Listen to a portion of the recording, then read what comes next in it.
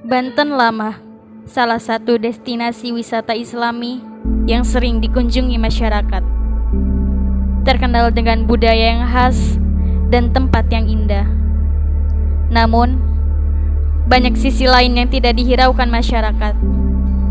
Sampah berjalan. Minimnya pengetahuan tentang sampah membuat mereka menebar sampah di sembarang tempat, sehingga dikenal dengan sampah berjalan.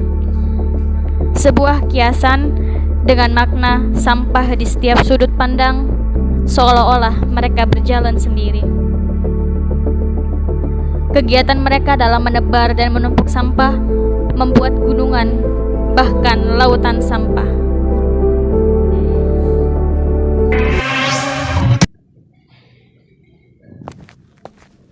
Kita sudah tahu membuang sampah pada tempatnya.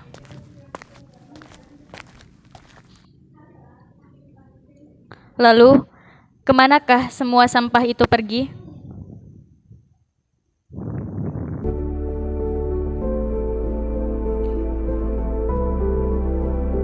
Ya, semua sampah itu pergi ke Cilowong, tempat pembuangan akhir sampah.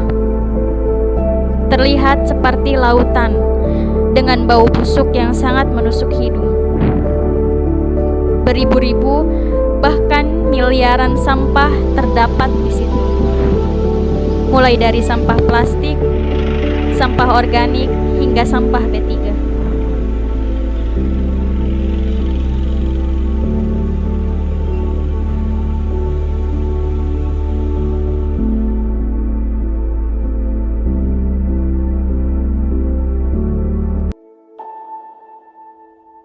Sebuah penelitian di tahun 2015 menyebut Indonesia sebagai negara kedua penghasil sampah plastik terbesar di dunia setelah Tiongkok. Indonesia darurat sampah plastik dan itu ternyata terjadi beberapa tahun dari sebelum tahun ini. Sampah plastik menjadi masalah yang tak kunjung usai di berbagai negara dunia, tak terkecuali di Indonesia. Satu negara, apalagi dan Indonesia merupakan salah satu, ini bukan kebanggaan ya, penyumbang sampah terbesar di dunia. Dan sudah sering sekali foto-foto viral, pura-pura yang mati tapi ternyata isinya penuh dengan sampah. Tidak lama waktu itu ikan paus yang dari Wakatobi ini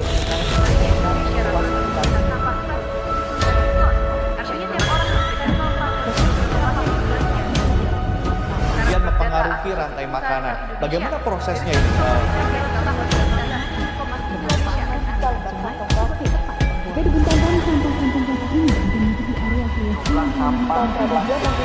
Indonesia sebagai salah satu penyumbang sampah terbesar kedua, sekelompok anak muda mendirikan Bank Sampah.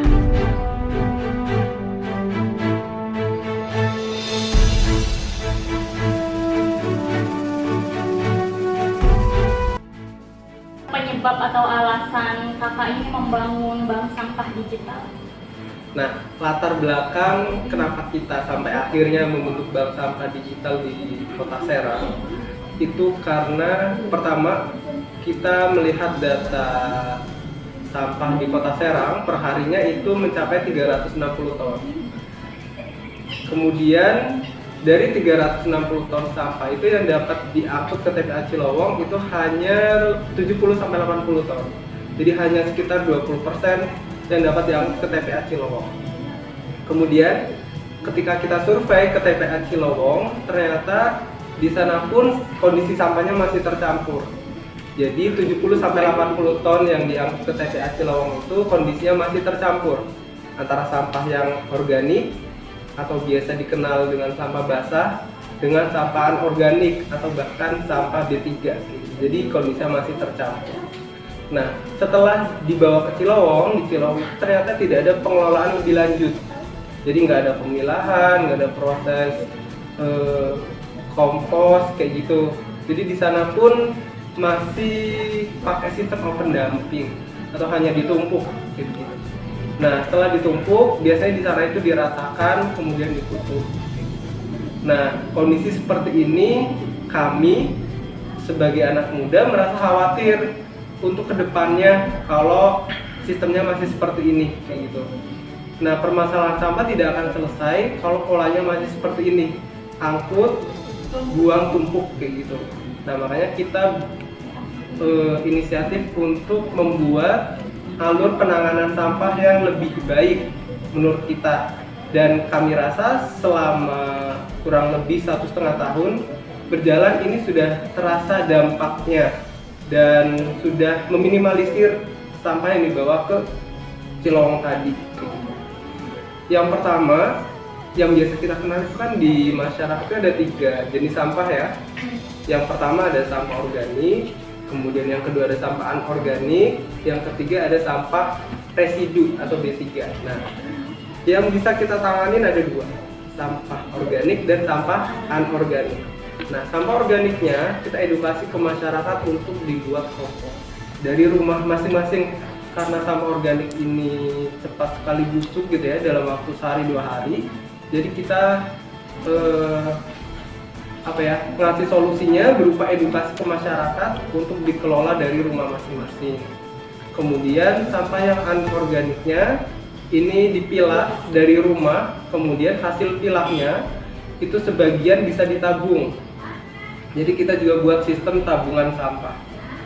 Nah, sampah yang bisa dipilah ada sampah plastik, kayak botol plastik, gelas plastik, dan lain sebagainya. Kemudian sampah kertas. Kertas ini hampir semuanya bisa didaur ulang. Kemudian ada sampah logam. Sampah logam ini seperti besi, aluminium, kaleng gitu. Kemudian ada lainnya, ada beling, ada pecahan, sama minyak jelantah. Nah, sampah yang dipilah ini nanti ditabung. Nah, kita menyediakan berbagai macam jenis tabungan. Nah, ini yang menarik untuk masyarakat sekitar. Ada tabungan nikah, ada tabungan kurban, ada tabungan haji, umroh gitu. Ada tabungan perabotan rumah tangga, tabungan sembako dan lain sebagainya. Bahkan kita juga buka program tabungan donasi atau yang biasa disebut programnya sedekah sampah. Sebagai generasi selanjutnya, kita sebagai anak muda sudah harus mengedukasi tentang sampah. Yang bisa kita mulai adalah dengan diri sendiri, mengurangi sampah plastik dengan menggunakan tas belanja ramah lingkungan dan hemat di kantong.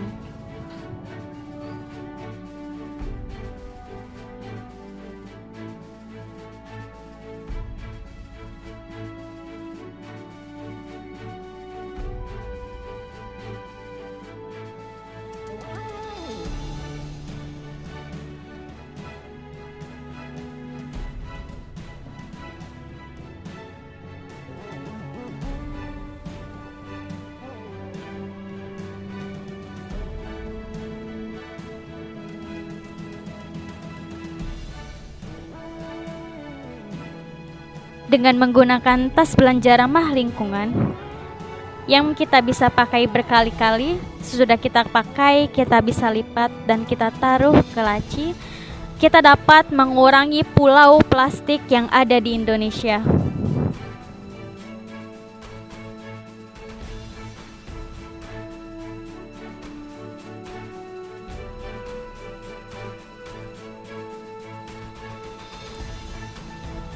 Menggunakan tempat minum dan tempat makan yang bisa dipakai berkali-kali merupakan salah satu bentuk pengurangan plastik. Tidak ada salahnya menggunakan tempat makan dan tempat minum yang bisa dipakai berkali-kali, karena hal tersebut dapat mengurangi sampah plastik yang ada di Indonesia, bahkan yang ada di dunia.